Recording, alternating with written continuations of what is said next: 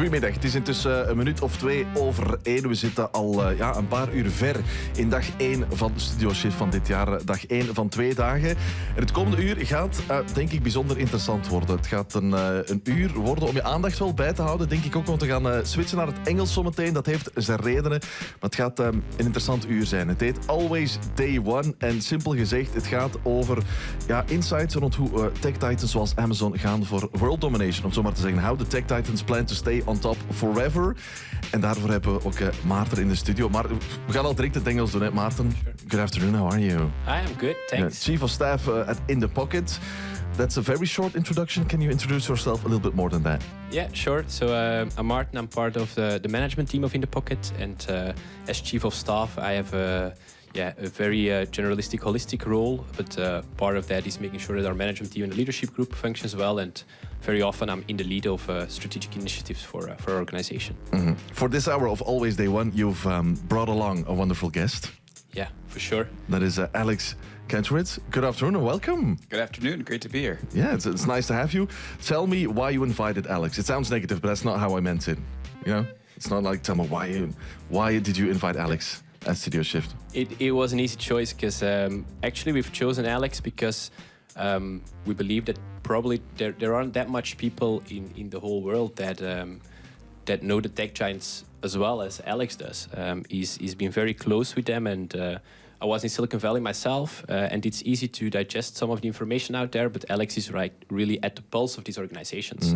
Mm-hmm. And so we found someone that we wanted to bring into Studio Shift into our organization, because we look at Silicon Valley as well, and many of these organizations out there as a source of inspiration. So we hope to get some of the ideas and information out of Alex today and spread them with our followers. Cool. Maybe Alex, to kick off, I'll quickly introduce you. You've an amazing podcast and a newsletter named the Big Tech Podcast and the Big Technology Newsletter as well. You told me earlier today you had 87,000 followers already. But you're also author of a book called Always Day One. And it's specifically that book that reveals the culture, the technology, and the processes of these tech giants. And that's where I want to talk you through today and learn some of the things that you discovered from these tech giants. But maybe let's kick off properly. Can you quickly introduce yourself? Who is Alex Kantrowitz? Absolutely. So I'm a tech journalist with a really strange background, right? So I cover the technology giants in the world: Apple, Amazon, Facebook, Google, Microsoft. And I really brought an amazing branding agency in, and we came up with this really creative name, Big Technology, for both the newsletter and the podcast. Just kidding.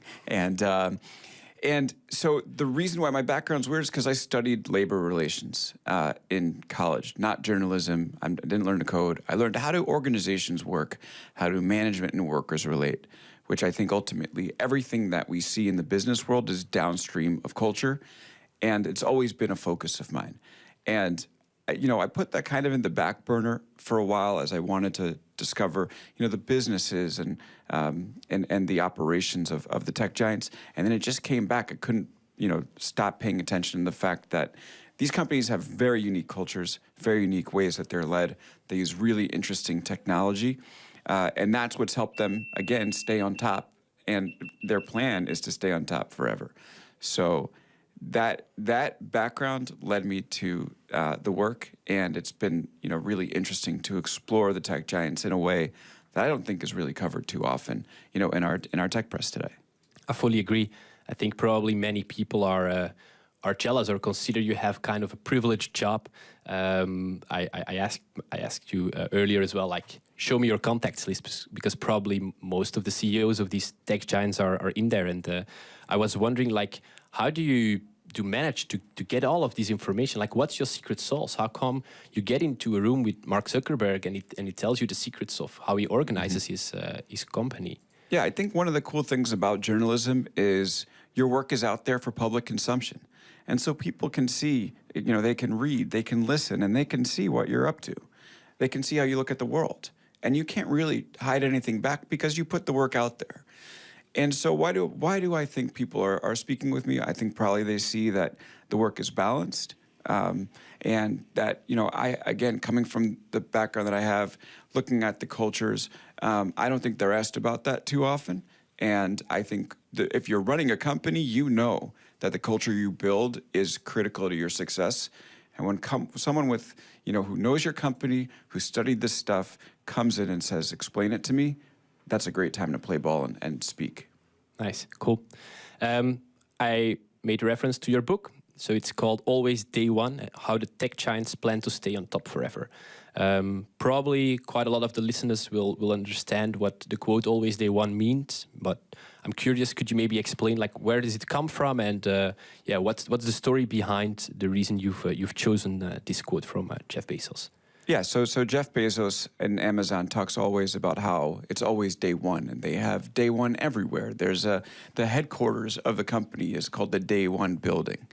And when I first heard about Always Day One, I had a misconception about it, and I think there's probably a lot of misconceptions about it, which is, people understand that Amazon is this hard-charging company that works their employees to the bone. And so my thought is, when it comes to Always Day One, it's Jeff Bezos telling employees, you better not slack. Don't slack off. Come in as if it's your first day. If you come in and thinking you can coast, you're out. That was my conception of it originally. After studying the company for a little bit, I found out it was actually quite different. The most important thing about being a company on your first day is that you can come in and build what the market needs without any regard for your legacy business. It's the most amazing place to be, actually, is day one. You think, what are people interested in today, without saying we have to support the thing that's making us the money. And that's how you end up building the product that's going to resonate, and you can displace the bigger companies because they're focused on day two, right? They're like, all right, we have to maintain, and then maybe we spend 10% of our time inventing. So it's actually quite profound what Bezos is telling the employees of Amazon, right? Always day one. It's not work yourself to the bone, although there's certainly some of that there. It's build what the market needs today without any regard for what has brought us here. And that's why you see Amazon, which started as an online bookstore, go and expand into all these different areas. Bookstore still does that. First-party marketplace, third-party marketplace. It is a hardware manufacturer with the Kindle and the Echo, voice computing with Alexa. It has web services, of course, with Amazon Web Service, not to mention the fact that it's a grocer with Whole Foods and an award-winning movie studio. I mean, it's pretty unbelievable. And that stuff doesn't happen by accident. So, of course, the tone is set from the top. Bezos saying, it's always day one. Come and build what the market needs. I don't care what took us there. And actually, you look at the third-party marketplace, what it did to the first-party marketplace, and it cannibalized that. So many companies would be hesitant to say, let's build something that might actually hurt our flagship business. We have to survive. And I think the fact that they said we're going to build what the market needs, not worrying about that stuff, and not only that, building the systems inside the company to enable that. You don't just say it, snap your fingers, and it happens. You actually have to build the culture, and I think that's one of the most interesting innovations with Amazon. And when you think about the book title, that's what it had to be, always day one. Yeah, cool. What I also like a lot about it is that it's not a fixed set, it's not a KPI, but it's a mindset, and that's something that you see coming back throughout the whole organization. That's about Amazon. Later on, after the song, we'll deep dive into Amazon. Maybe one more question I have about your book. So you focus on 5 tech giants, right? On Amazon, Google, Facebook, Apple, and Microsoft. But I was wondering, why these 5? Why not? There are so many other usual suspects out there. Why these 5 silicon-based companies, and why none out of Asia, for example? Well, I think first and foremost, these companies have really stood the test of time. And when you look at it, you want to find a company that's reinvented over and over again. And it's not just about being big, but it's about being big and staying dominant, right? And it's not a celebration of that, but it is, there's something these companies are doing that other companies should learn from. Mm-hmm. What are they doing? And that's what the book goes into.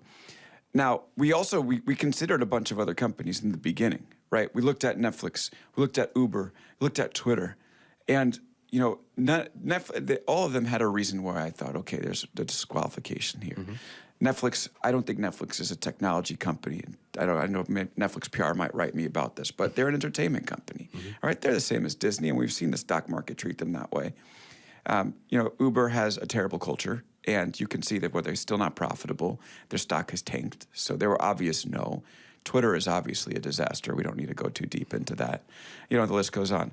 I will say, you know, your question is a good one in that, in particular, I did wonder about those companies in China in particular. I mean, they have done amazing things.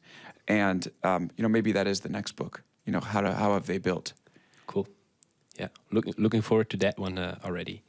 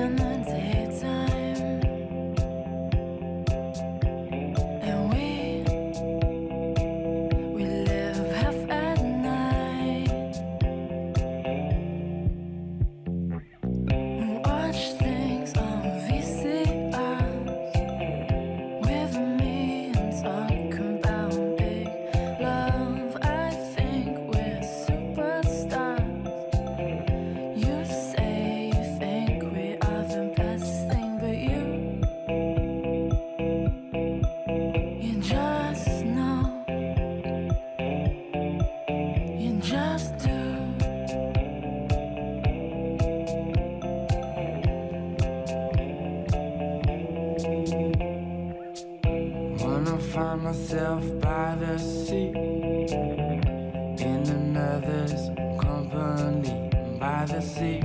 Wanna go out to the pier, gonna dive and have no fear because you just know, you just do.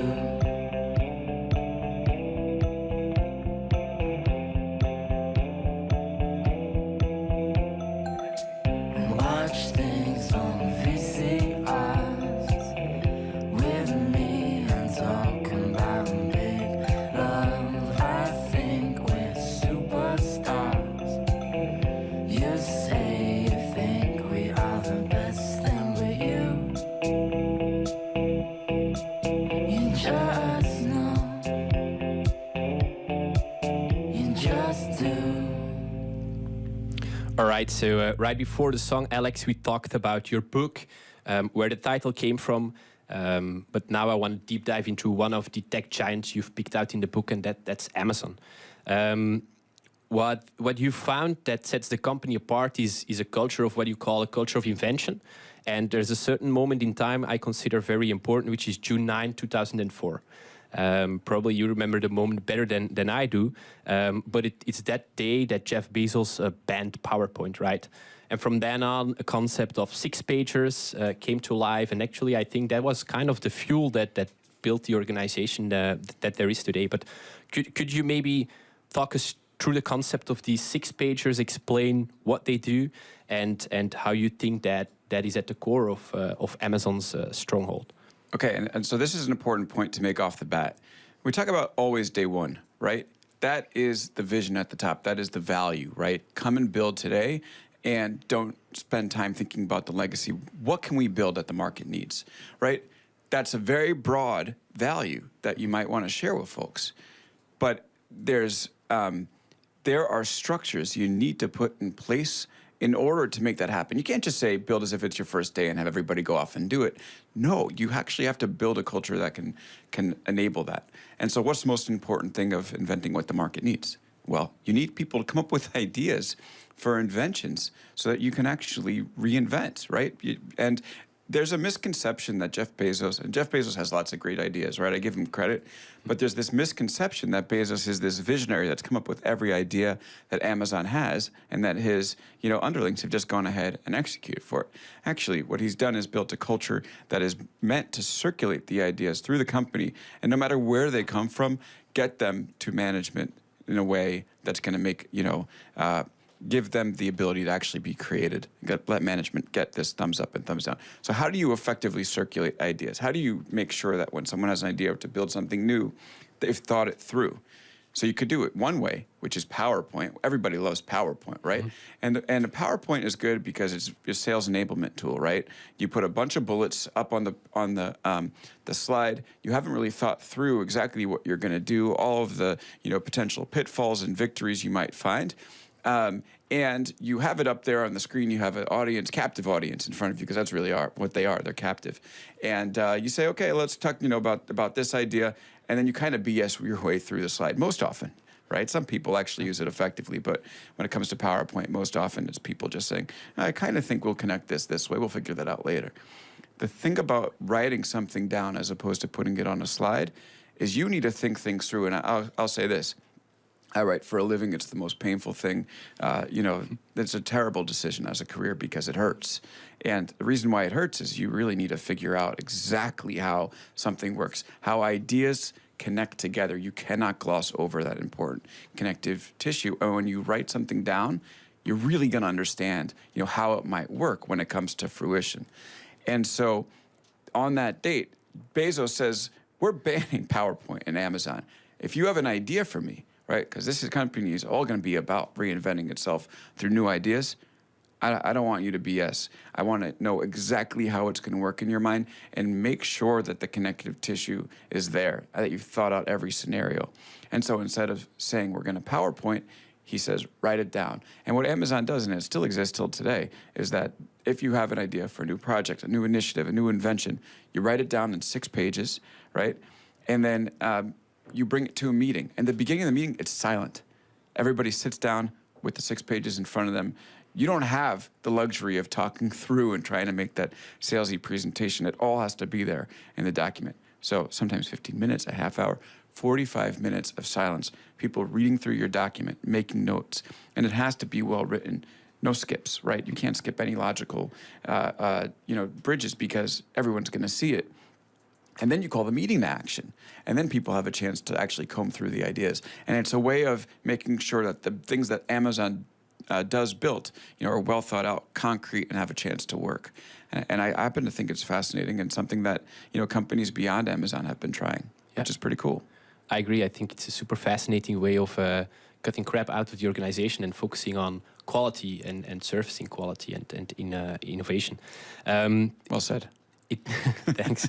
It might seem strange as well, right? I mean, such a huge organization pushing the button of, and you call Amazonians even like science fiction writers. Mm-hmm. So it might seem strange that such a huge organization is not filling the stock in warehouses or working on relationships with partners and customers, but actually is overly focused on bringing innovation to the top and writing a content that is detailed to the bone. Like what I read in your book as well is that from time to time there's even fake press releases in it and market studies and fake quotes that have been made up just to like bring that future to life. But how is that feasible that in such an organization everyone's focused on these 6 pages and not doing their job as it might seem from the outside? Yeah, I do love the fake quotes from people. Like this is a fake executive who's saying how much they love the product. Yeah. But it does really put you in the position of the customer because you have to actually write a sentence that seems to make sense.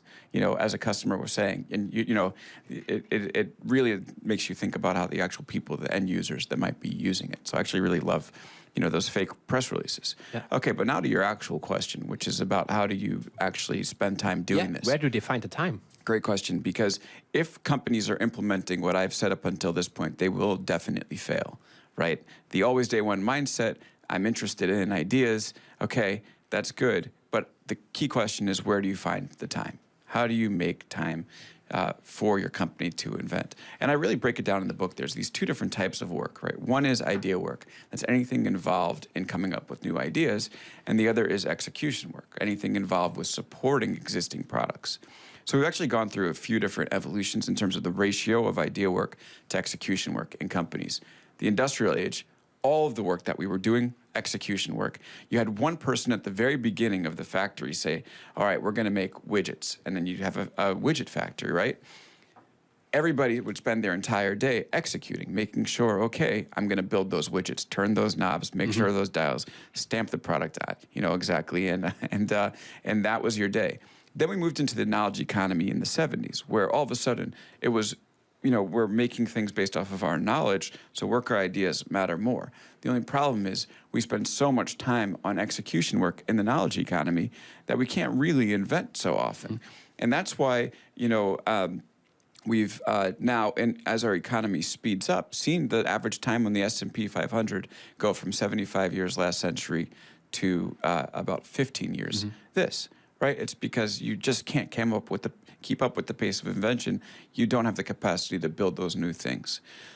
And this is where I think Amazon has, and many of the tech giants have this key innovation, which is that they're starting to use artificial intelligence to minimize the amount of execution work to make room for idea work, right? So they actually have the systems in place and the technology in place to say, okay, the work that you're doing that's just supporting existing products, we'll automate it. And we're going to put you on what's next. So it's those three things. Mindset, always day one. What does the market need? It doesn't matter what our legacy products are doing. Idea. And then two, how do you get the ideas for what the next thing should be? And then none of that works unless you have the technology solutions to minimize the execution work and make room for those ideas so that a company can build them. And that's what Amazon does very, very well. Cool. You call it robot employees in your book. I like the reference. But like you've talked with many people working there, and like how do they reflect and think about the fact that they're making their own jobs obsolete? Because that's a weird mindset, right? I mean, I'm here doing my job and making sure that my job won't exist any longer. So how do they how do they find motivation in their roles and in their jobs, and how do they reflect about that? Yeah, it's kind of funny because Amazon has this set of leadership principles inside the company. And again, like Amazon is so good at having, these ideas like always day one. And, most companies have a mission and vision, and people look at it maybe in orientation and never look at it again. And they forget what the mission and vision is. And they just say, how can I focus on my day-to-day work and not get fired? But Amazon has these leadership principles that structure the way that the company works. These principles are, taught in orientation. They're also the way that the company interviews. Every conversation is structured around them. And it's almost like a religion inside Amazon. Really, it's kind of culty, but it is like a religion to the point where when you hang out with Amazonians off the clock, they will start using the leadership principles in their social experiences when they're at the restaurant, for instance. They're like, oh, you're, thinking big or, being decisive and all that stuff. And these leadership principles are taught to their kids in some instances, and even marriages, right? They when Amazon employees marry other Amazon employees, like the leadership principles become part of like working their way through their marriages. Okay, it's a little weird. Okay, but it works very well. And one of these leadership principles, one of the core leadership principles, is invent and simplify. Yeah. Right. And basically it says that if you can simplify something, you should be doing whatever you can to simplify the task so you can invent. Yeah. Right. Actually, I think it's written the wrong way. Right. It's called invent and simplify. I would say simplify and invent. Really, that's how it works inside the company. And I actually put that in the book, and I haven't gotten an angry call from PR. So maybe they will actually flip it, because that's what it's all about. And so you asked, how are these employees enjoying their job if part of their job is to make their job, basically eliminate their job? And I think it really goes to the idea that if you're able to simplify your job, you get to invent, right? And we think about Maslow's hierarchy of needs, right? The very bottom is sustain yourself. And I think most people are in jobs where they're just sustaining themselves. You go to work, you get a paycheck, and then you go home. You're really hitting the bottom. The top of that pyramid in terms of what human needs are is self-actualization, right? Are you actually fulfilling the most of your human potential? If you're just there to do execution work, you're at the bottom. Yeah. If you're there to do inventive work, you're at the top of that pyramid. You're inventing, and after you simplify, and I think for some employees, and that can actually be very exciting. It requires hard work. It requires being okay with change, but when done in the right way, it can put your day-to-day job at that very top of the pyramid, and for a lot of people, that's freaking awesome. Yeah. All right. Cool. You've talked about execution work and about the values, but one of these values is also insist on the highest standards, right? Mm-hmm. And let's be honest, Amazon has been negatively covered in the press recently and over the past years even. Do you think that some of the recipes for success also made maybe the organization flip over and went too far? How do you look at that? Yeah, I do think they went too far. I think Amazon has had this workaholism culture. Yeah. Right now, some of it is people actually are obsessed with the ideas they're building and they're willing to work nights and weekends for it. But again, they also started as a retail business, right? It's terrible. We a lot of people like shopping on Thanksgiving, right? Or that's U.S. holiday, right? But you like shopping around the holiday times.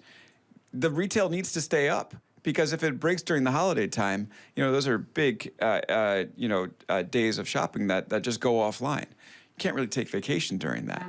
And so, I had one employee, ex-employee, who told me that when he went to Amazon, he told his wife and kids, "All right, Daddy's going to war." They just didn't see them on holidays for the time that he worked there. So, but on one hand, it's necessary so you can understand, how the seed of that is important. For a company. However, they took it too far. There's no doubt about it. Amazon definitely took it too far. Yep. And there has been some grappling within the company, to try to pull it back a little bit. But, it's something that I think Amazon will perpetually deal with. And that's why you see a lot of employees who are there for, a year and leave, and a lot of employees who are there for 10, 15 years, and not a lot of employees in the middle. Because either you wash out or you fall in love with it and you say the sacrifice is worth it. All right, cool. Thanks. Mm-hmm.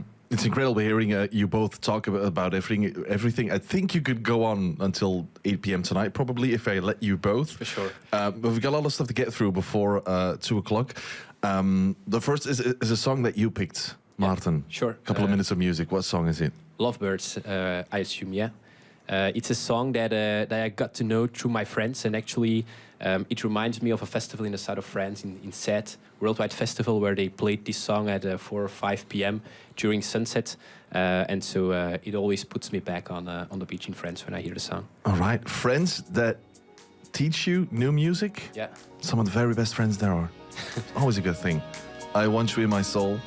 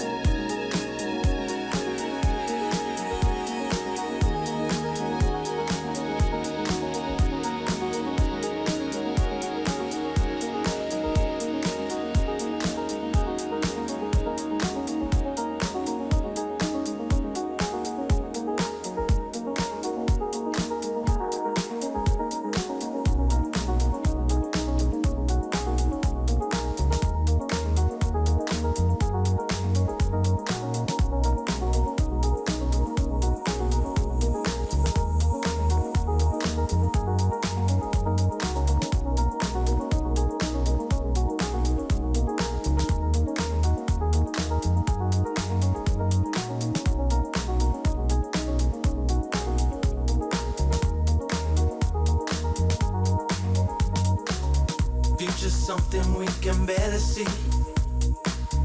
something missing in the way we feel, and I have noticed in myself that I can't let it go. Wanna make a difference and believe in what we're gonna show. Gotta understand how things could be this way. You make a difference in a different way, and I've been feeling how you show your love for me so easily. Now I know how we could be forever caught in time. When it comes to loving, we gon' seize the day. Never knew that we could ever be this way, 'cause I've been searching deep within and out of every door. Now I know this feeling, I won't ever let you down, no. So give me something, I can feel it in my soul. When it comes to loving you, I lose my self-control. Always knew that this was it and you're gonna be the last. Now we see the future coming, we can't forget the past. Looking back, I know we had to get on true. When it really mattered, it was there for me and you. Now our world is changing, we got to see what we're gonna do. I know you're here for me and I will always want you in my soul. I want you in my soul, said I want you in my soul. Love to me is gold, your love to me is gold, your love to me is gold. Thing I can't control, this thing I can't control, the thing I can't control. Let this feeling go, don't let the feeling go, don't let the feeling go. I want you in my soul, I want you in my soul, said I want you in my soul. Love to me is gold, your love to me is gold, your love to me is gold. Thing I can't control, this thing I can't control, the thing I can't control. Let this feeling go, don't let the feeling go, don't let the feeling go. Want you in my soul. Lovebirds Want You In My Soul. Ik moet zeggen, alle muziek vandaag past goed bij die prachtige zon die er is. We gaan genieten van die zon. Ik hoop dat jij er ook van kan genieten, waar je ook luistert of meekijkt naar Studio Shift. Waarin we in dit uur gewoon weer direct verder gaan induiken, Maarten, in alles waar we al over bezig waren. Want we hebben geen tijd te verliezen eigenlijk. All right, cool. Thanks, Bert. So we talked about Amazon extensively. Let's maybe deep dive into Facebook, Google, and Apple a bit more quicker over the coming 10 to 12 minutes. You've had the chance to meet Mark Zuckerberg, a couple of times, you've told me. 3 times, yeah. 3 times. How is he? He's a pretty interesting guy. I think that he's portrayed a certain way in the media. Yeah. But yeah, I found him to be extremely smart. He's able to navigate many different topic areas, with a level of depth that very few people can. Because if you think about it, if you're running Facebook, you're looking into media, artificial intelligence, politics, the way that society works. And Zuckerberg, sitting on top of the company, has gotten this amazing, you could call it a crash course. I feel like that would be fair to call it, to label it that way. And he's had this amazing look into it. So it is just really interesting to have conversations with him. And I think one thing that people, might be surprised about is that he cares really a lot about other people's ideas, which might not be so surprising given the way that this interview has gone so far. But when I first met him, he, instead of like a typical CEO would lecture for 25 minutes and say 5 minutes, the PR person is looking at your facial expressions. And if you look engaged, they might say, do you want to ask a question? And if you're like quizzical, they're like, thank you for coming, please leave. But what happened with Zuckerberg is he actually sent the announcement to us early and said, I was there with my bureau chief, Matt Honan, and he said, listen, take a look at what we're trying to say. Come in, give me your feedback. I'm curious what you think about it. And then we talk about, your questions.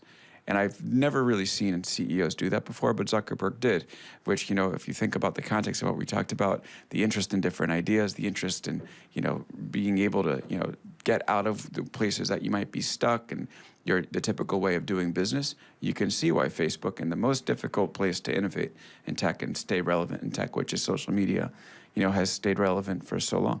Cool. And that's something that's super interesting in your book as well, like that feedback culture, which originates from Mark himself, but is actually, really lived throughout the organization.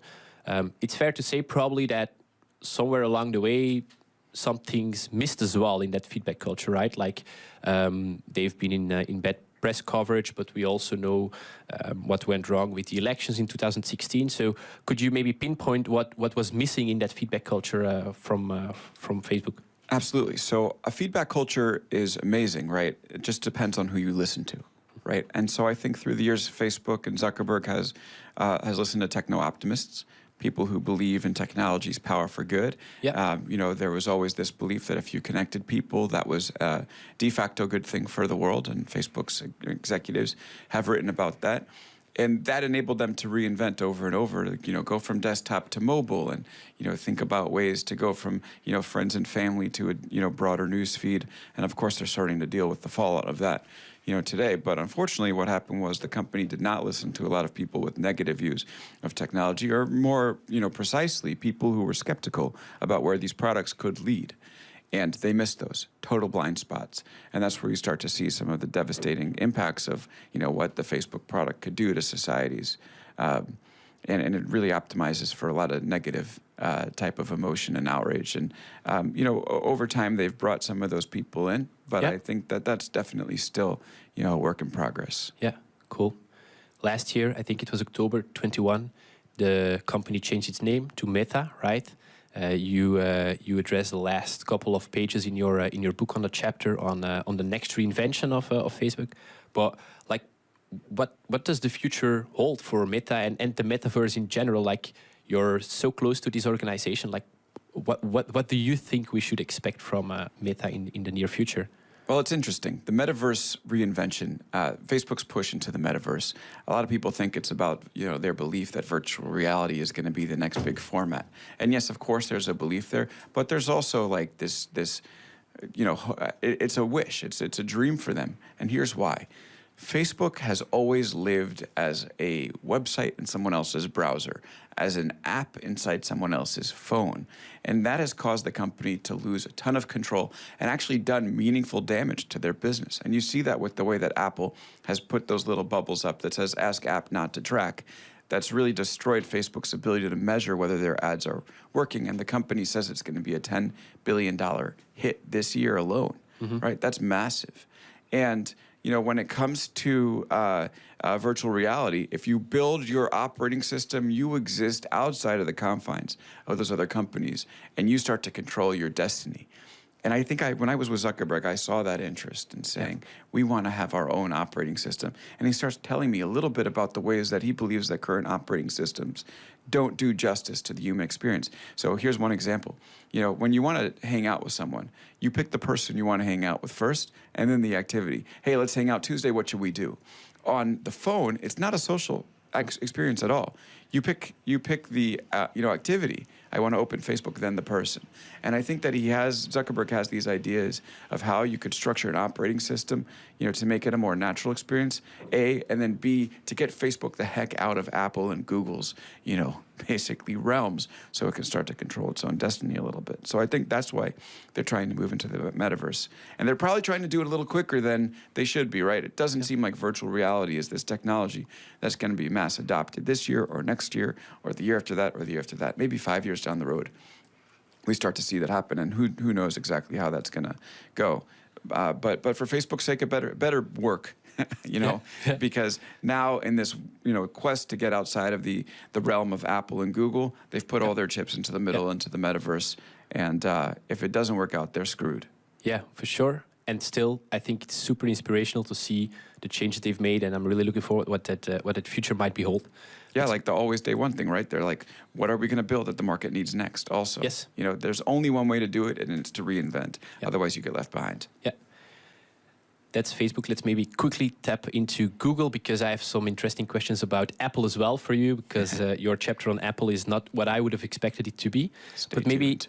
Yes, Google first. Amazon is invention. Facebook is a feedback culture. What's Google to you? What's the blueprint of the organization? So I think that all these companies are actually all trying to get to this element of invention, right? They want to try to reinvent, invent, and reinvent. And when it comes to Amazon, I would say that they are the ideal type of culture to do that in terms of inventing. Facebook gets there through feedback, and Google gets there through collaboration. So you might think that Google is not a very inventive company. They built that search bar, and they still live off of search. But actually, they've reinvented in form over the years, right? They've gone from search to browser, and browser to mobile operating system, and now they're trying voice computing, with the Google Assistant. So, how do they do it? You need a culture of collaboration to do this, because ultimately what you're doing is you're pulling, search and browser together, search, browser, phone together, search, browser, phone, maps, mail, contacts, all this together, right? and you have all these different departments. If these departments couldn't work effectively together, you would not be able to have Google build these effectively. And by collaborating, by building a culture that fosters collaboration, which they do through internal communication tools and also signaling from the top, Google has been able to go through these various reinventions. And, we talked a little bit about Facebook and how they're so vulnerable because, they don't own the operating system. Well, Google knew that first. It's actually this amazing, you look at the competition between Google and Facebook, they're both ad companies. Why is Google better positioned and why is Facebook more vulnerable? It's because Google knew that to control the environment is to win. And that's how they've done it. And they've done it through this culture of collaboration. Yes, which is Chrome you're referring to, right? Chrome, yeah. Yeah. And by the way, guess who was the project manager on Chrome? It was Sundar Pichai, right? Who eventually became the CEO of Google and Alphabet today. Yeah. And that's not an accident. No, let's hope it's not. That's Google, but then Apple. I mean, I've read your chapter on Apple, and I think, Alex, it's fair to say that you don't seem to be a big fan of the company.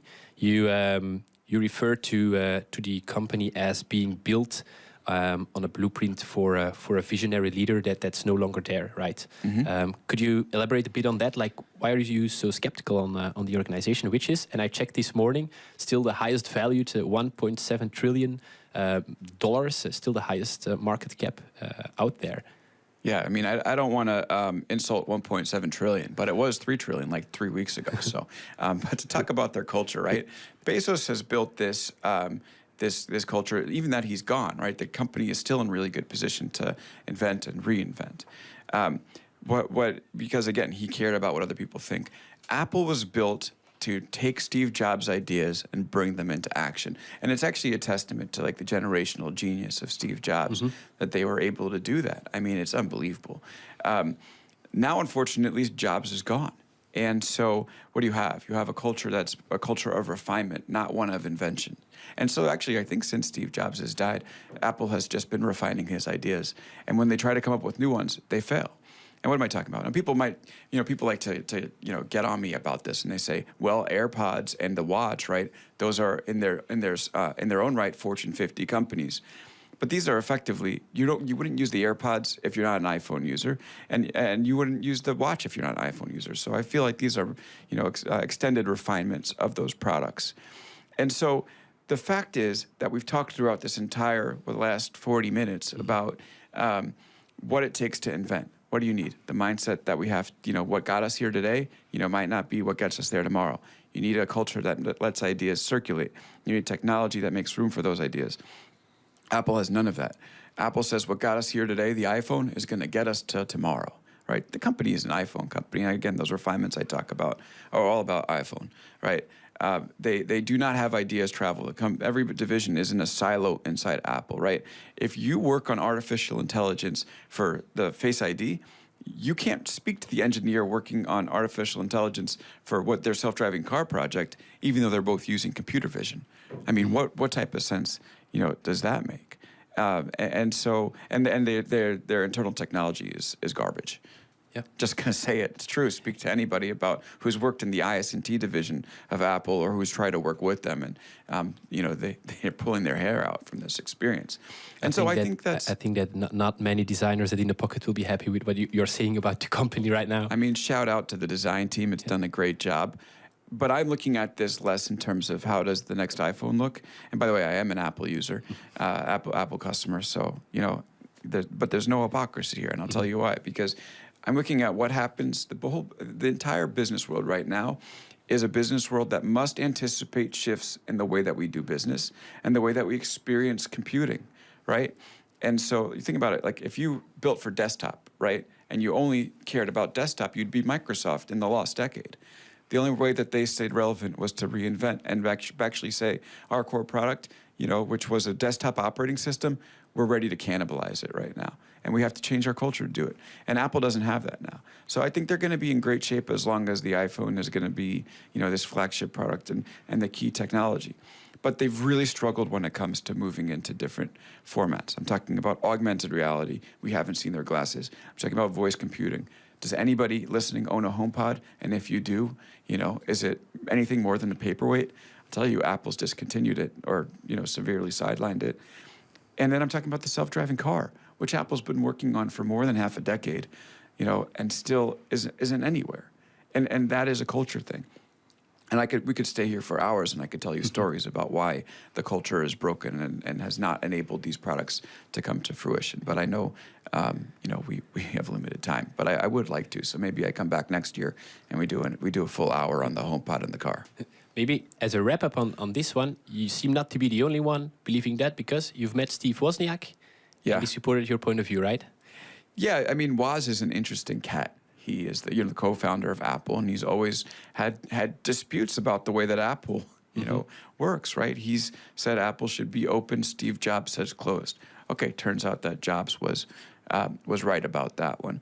But I do think that Woz has some concerns, and he says the ideas will come from the lower levels, and the way that Apple should go forward is power to the lower levels to have these ideas and come up. But the thing is, you know, Apple only likes to ship things when they're perfect.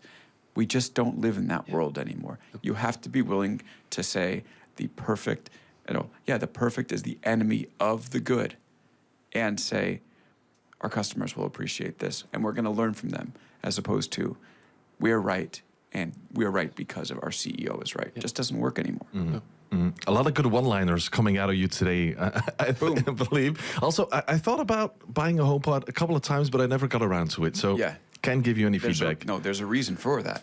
Probably is. Because it's a paperweight. All of those things aside, let's talk about music for just a second. Yes. Because Matt already chose a song. Now it's your turn. Alex? I want to introduce a great song that I love. It's called New Shoes. I think you can't play this song and listen to it and not feel good. Doesn't need more than that.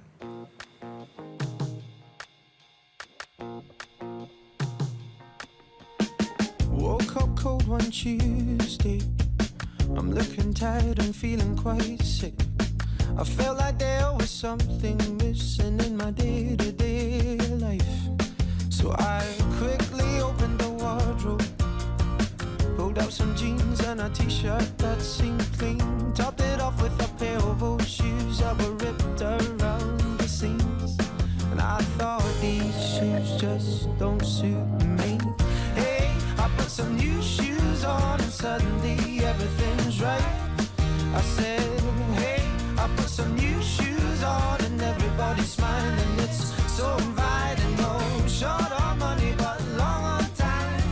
Slowly strolling in the sweet sunshine, and I'm running late and I don't need an excuse, 'cause I'm wearing my brand new shoes. Woke up late one Thursday, and I'm seeing stars as I'm rubbing my eyes, and I felt like there were 2 days missing as I focused on the time. Then I made my way to the kitchen, but I had to stop from the shock of what I found. A room full of all of my friends, all dancing round and round. And I thought, hello new shoes, bye-bye blues. Hey, I put some new shoes on and suddenly everything is right. I said, hey, I put some new shoes on and everybody's smiling. It's so inviting. No short on money but long on time. Slowly strolling in the sweet sunshine, and I'm running late and I don't need an excuse, 'cause I'm wearing my brand new shoes.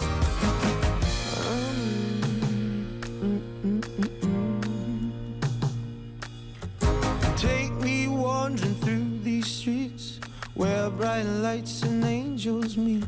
Stone to stone, they take me on. I'm walking till the break of dawn. Take me wandering through these streets where bright lights and angels meet. Stone to stone, they take me on. I'm walking till the break of dawn. Hey, I put some new shoes on and suddenly everything is right. I said, hey, I put some new shoes on and everybody's smiling. It's so inviting. No short on money but long on time. Slowly strolling in the sweet sunshine, and I'm running late and I don't need an excuse, 'cause I'm wearing my brand new shoes.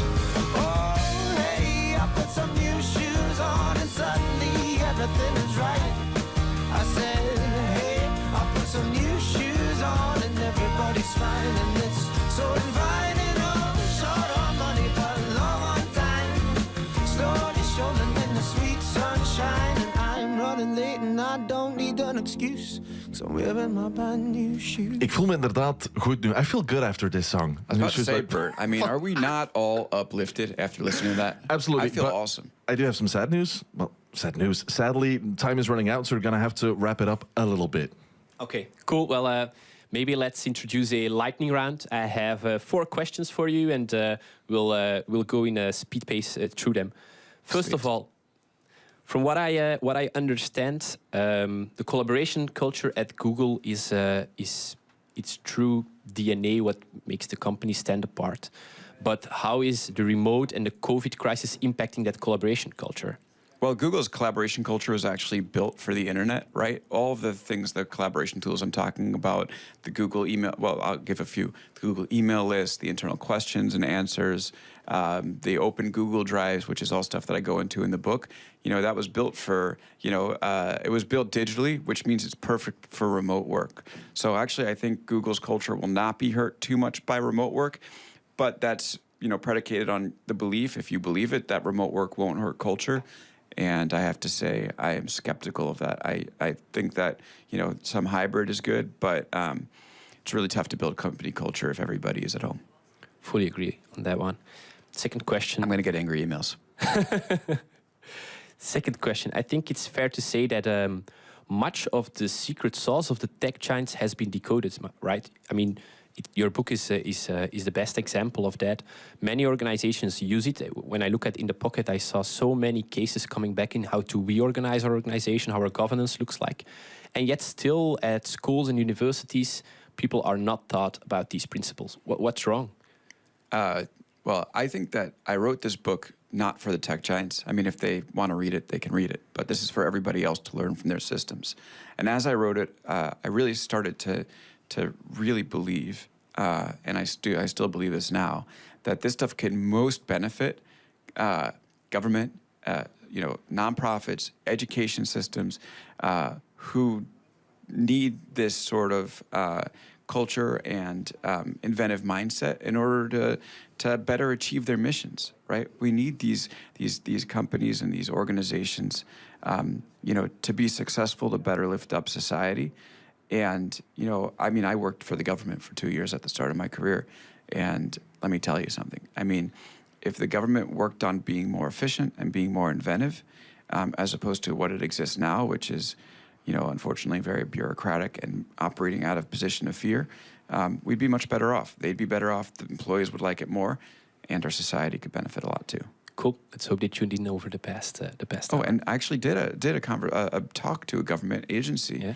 And I could just see it was awesome. It was so fulfilling to be able to speak with them. Yeah. So I could elaborate on that topic for more than an hour on why we are not in favor of what's going on. All right, we come back in 2024. We'll do that one after the hour. For sure, yes. Third one, we're still in a health crisis, right? I mean, and there's war in Ukraine, weird things going on in China and North Korea, an economical crisis probably in Europe and US ahead of us. What do you think all of these ingredients of this toxic cocktail will entail for the tech giants? Well, it's going to be hard for the entire economy, right? We have the S&P 500 down something like 25, 27% on the year, and Jamie Dimon just said that it could easily go down another 20%. That's a disaster. And what that does is it causes companies to focus on their flagship and focus less on inventing, right? And so I think you could see, something interesting happen with the tech giants, right? Which is that they will initially be, offensive in order to try to wipe out some smaller companies that are challenging them. But might not be strong enough, might not have, be printing enough money to survive this. So it might actually look good in the short run, but in the long run, they're going to start killing some of their experimental projects, right? Yeah. Some of those things that got money because, hey, why not? They're going to go out the window. Yes. And when that happens, the door is open for competitors to try to, take them out. And then in terms of the other things, COVID and the wars that we're seeing, man, I hope we get out of them as soon as possible because they're extremely concerning. And, that's going to be a much bigger problem for the tech than just the tech giants if they get worse. Yeah. All right. Last question about a guy in a company we haven't talked about yet, but is Elon going to acquire Twitter, yes or no? Oh, yes or no? Both. I do feel like this entire. I mean, I've been writing on it and trying to figure out what's going on, reading between the lines, and I do feel like this whole process has has caused me to question my sanity at least 17 times a day since the beginning, and. I did this interview with someone who covers the Delaware Chancery Court, the business court, where this case is playing out, talking about the rules. The judge is very interesting, the one that's overseeing it. It seems like the law will force Musk to buy this company. That's my general thought on it. He did say, "I'm ready to play ball. I'm ready to buy it." And then Twitter's like, we don't really believe you, and so we might actually make you go to trial. So I think, yes, he likely will end up having to buy it. However, the most Twitter thing to happen in this situation is they say, Elon, that 420, there's a 420, 5420 that you want to pay per share. We don't trust that you're going to do this, so we're going to take you to court, and then Twitter brings him to court and just loses on a technicality. It's the most Twitter thing to happen, right? Yeah. Cool. Alex, thank you so much for passing by. You flew in on Saturday from the US, so thank you very much. It was an inspirational conversation. I loved your book as well. I would recommend anyone to buy it and read through it. Thank you very much. Thank you. Pleasure to be here with you guys.